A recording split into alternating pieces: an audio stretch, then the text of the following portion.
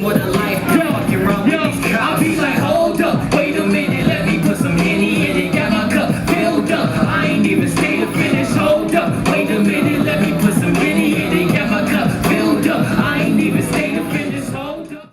Lindsey Gamble here, HITP Music. We're at Mass Apparel, and I'm here with Khary Durgans. I'm a rapper.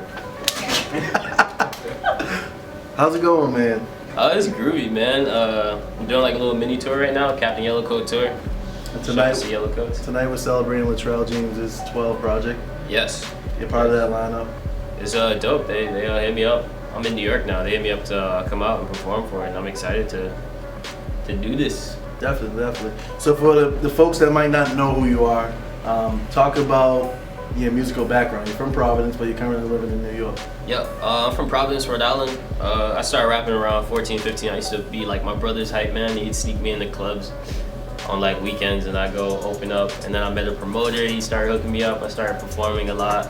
I started recording myself, and that's when I really discovered my own sound and just explored that for like the past man, I was 15.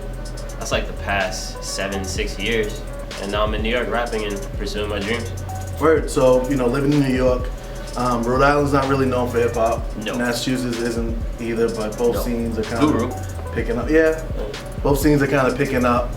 Since you moved to New York, what kind of progression have you seen since making that relocation? Oh man, New York, it really just taught me how it works. And every rapper, from no matter like what coast you live on, whatever area you live or come from, are Mass Apparel. Oh, you would have killed that. Oh man. New York though, every artist has to go through there because all the press, all the publications are there. So I've been able to see the climate of music hands on. I saw the Atlanta wave before it actually completely took over in the past year or two. I've seen people from West Coast. I've met a lot of different artists. It's just changed my perspective on music and what I should be doing. Definitely. So your most recent project, Swim Team, it's a lot different than your first project. There's a growth in the sound, your songwriting, just everything, what you expect from an artist. Every time you put out a project, you expect there to be growth. The sounds are very different. Just talk about kind of that change in the sound and where you expect your sound to go in the future. Okay, so Love and Anchor is the first project you're referencing. I made that as I moved to New York. I was going through a lot, personally and spiritually, mentally, just a lot changes. I turned 21 in that time. I moved to a different city on my own, paying rent for the first time. So that was I was making that for my own sanity, to keep myself level and get that energy out. So that project was essentially just for me, but I released it anyway because I figured some other people could learn from this as well.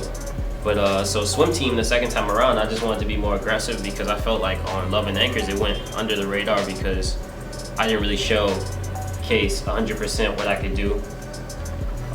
There's so many different flows, different styles.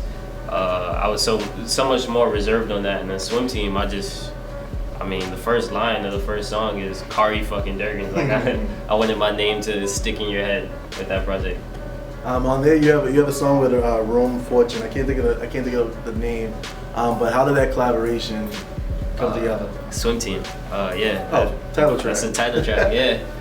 No, that came together very, very organically. I had met Rome maybe a year prior at South by Southwest. I was working at a event out there, and I just kept helping him out. My boss was like, yo, make sure this guy's taken care of every time I saw him. And he was at the super beginning of his career. So when we got back to New York, he's from Atlanta, but he always comes to New York. So when we get back to New York, I just kept in contact with him. I introduced him to my engineer, Mike Irish, who now records all his music and mixes it for him. And Mike Irish is a producer, but I hadn't worked with him on music yet.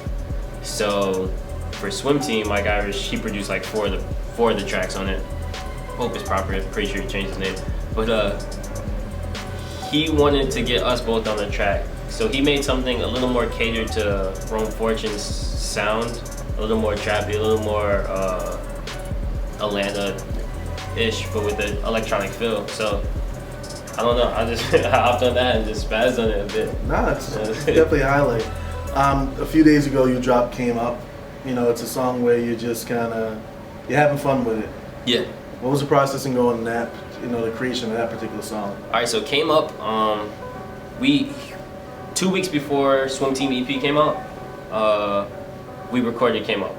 This dude Falside, he's from Providence. He lives in New York now. He sent me the beat. I recorded it in like 24 hours. It just like hit me straight up because I was so serious on, I was so focused, thinking really hard on Swim Team that I just wanted to make something about completely nothing, and that's how it came about. And then we were just like, yo, this is dope. Let's sit on this a little bit. Let's work on some videos. I have a video we already shot. Like the artwork, it's all those characters. Yeah. All those characters actually in the video. Well, that's gonna be dope. So like we really sat on that one and have been taking our time on that, because I don't know, it's when you make a song like that, it's just easier to relate to than something people have to think about. No, for sure. It's natural. Natural. And you gotta tell everyone you don't look like Jaden. And I don't fucking look like Jaden Smith. Oh man, that's funny. So like we said, you got this tour coming up. What do you hope to accomplish on these string of 4 dates? Man, really, this whole thing is really just about connecting with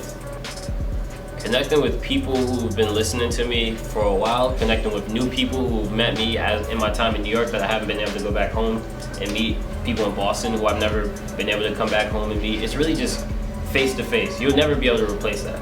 As an up and coming artist, even if you have like 4 fans listening to your music on SoundCloud, if you can meet them, you should do it because it means so much more to them, and then they're gonna want to spread that even more, that energy. If people can touch and feel you. Yeah, I totally agree. So I'm sure you can do that tonight. I'm looking forward to your performance. Before we wrap it up, earlier off camera you said you're working on a new project. What can you tell us about that? I just started a new project. I'm working with this dude, Cloud Atrium from Philly. I'm working with Mike Opus Proper on that. I got a few other producers. Latrell James just sent me some beats for that as well. It's a good look. It's cool, man. I'm really ready to mix Love and Anchors with Swim Team. Mix the two opposite sides and show you what I can really do. And I have like I have my next 3 project titles in my head already. I don't want to say those yet, but because I haven't figured out which one to come out first. But no, I'm excited for this new project. I hope to finish it in like 3 months. Right. Well, I'm excited to hear music, and I'm sure the rest of your fans and new listeners out there feel the same way. But thank you, man. Yo, thank you for having me, man. No doubt, appreciate it. Lindsey Gamble, Khary Durgans, I'm a rapper. HITP Music, and Master Apparel. Peace out. Just remember. You had one job.